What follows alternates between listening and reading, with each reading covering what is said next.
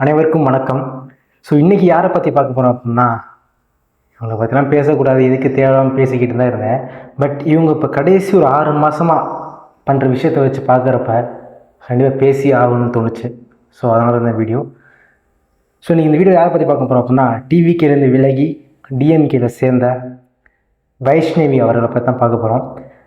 So அவங்கள பற்றி ஃபுல்லாக பார்க்குறதுக்கு முன்னாடி ஏன்னா வேலை பண்ணிடுறான்னு பார்க்குறதுக்கு முன்னாடி இந்த வீடியோ வந்து லைக் பண்ணிட்டு ஷேர் பண்ணிட்டு நம்ம சேனலை சப்ஸ்கிரைப் பண்ணிக்கங்க. அப்படி உங்கள் ஃப்ரெண்ட்ஸுக்கு மறந்துடாமல் இந்த வீடியோவை ஷேர் பண்ணிடுங்க. செம்ம கண்டென்ட்டாக இருக்கும், ஓகேங்களா?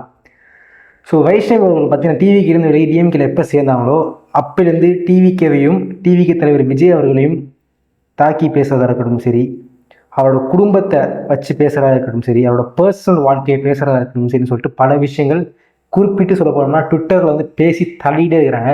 குறைஞ்ச ஒரு 3 மணி நேரத்துக்கு ஒரு ஏதாச்சும் ட்வீட் போட்டுகிட்டே இருக்கிறாங்க. ஸோ எனக்கு தெரிஞ்சு டிஎம்கே சைட்லேருந்து இவங்க வந்து ஒரு பெரிய அசைன்மெண்ட் மாதிரி கொடுத்துருப்பாங்கன்னு நினைக்கிறேன். இந்த ட்வீட்டுக்கு இவ்வளோ காசுமா, நீ ட்வீட் போடுமா, விஜய் பற்றி திட்டு, டிவிக்கே பற்றி திட்டு, அவதூறாக பேசு அப்படின்னு சொல்லிட்டு.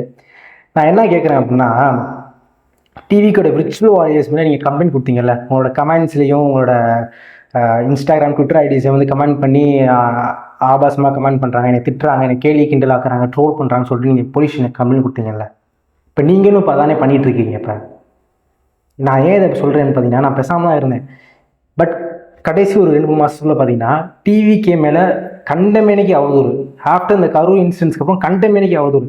ஓகே, ஏன்னா நான் ஏன் 3 ரிவ்யூ சொல்கிறேன் அப்படின்னு பார்த்தீங்கன்னா, கரூர் இன்சிடென்ட்ஸை பற்றி பேசின விர்ச்சுவல் வாரியர்ஸாக இருக்கட்டும் சரி, இல்லை வேறு நடுநிலையாளர்கள் ஜேர்னலிஸ்டாக இருக்கட்டும் சரி, அவங்களாம் தூக்கி ஜெயிலில் வச்சாங்க.